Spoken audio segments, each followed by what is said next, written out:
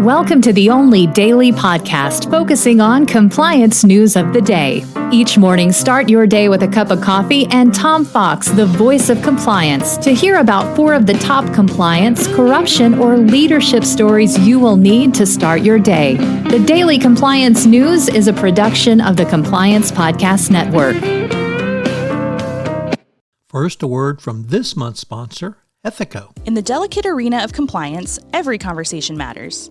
Traditional methods can leave callers feeling unheard, but Ethico changes the game. Our empathetic interview technique reshapes compliance calls into powerful, compassionate interactions, ensuring no crucial detail is missed. It's about creating a conversation that matters, that resonates, that makes a difference.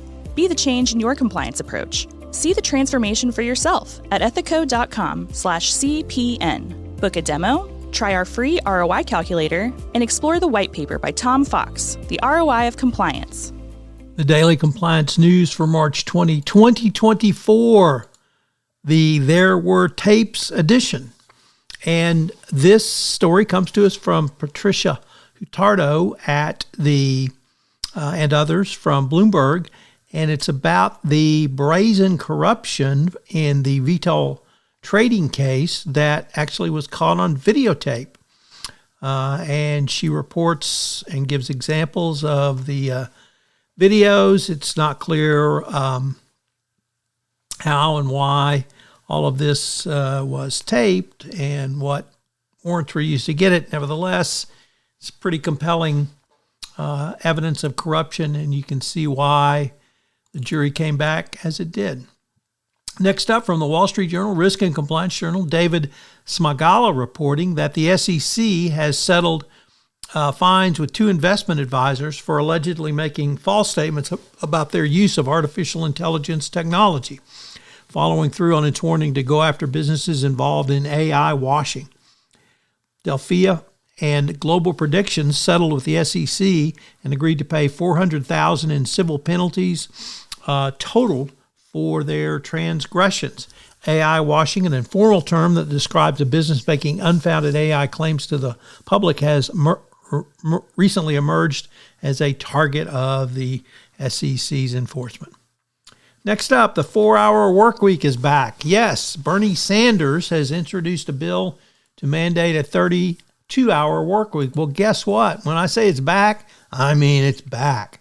When was it first suggested? I'm not sure when it was suggested, but Richard Nixon, yes, Tricky Dick himself, pushed for a proposal for a 4-day work week as far back as 1956. Yes. Now, this didn't happen over the next 68 decades, and you can imagine what this is going to do to the magma hat wearing right-wingers who think that nobody works anyway. But 32-hour work week eventually will come to pass. And our final story also comes to us from Bloomberg, and the Indian company Adani Green says it has not yet received a notice from the DOJ that it's investigating the company, although it is aware of investigations through a party not related to the company, but apparently that does business with the company. It's not clear why Adani would not have self-disclosed this relationship, because the first thing you learn is self-disclosure is key. And if you're aware of an investigation, I hope you're investigating to see what happens. And I hope you are going in to talk to the DOJ, but probably not.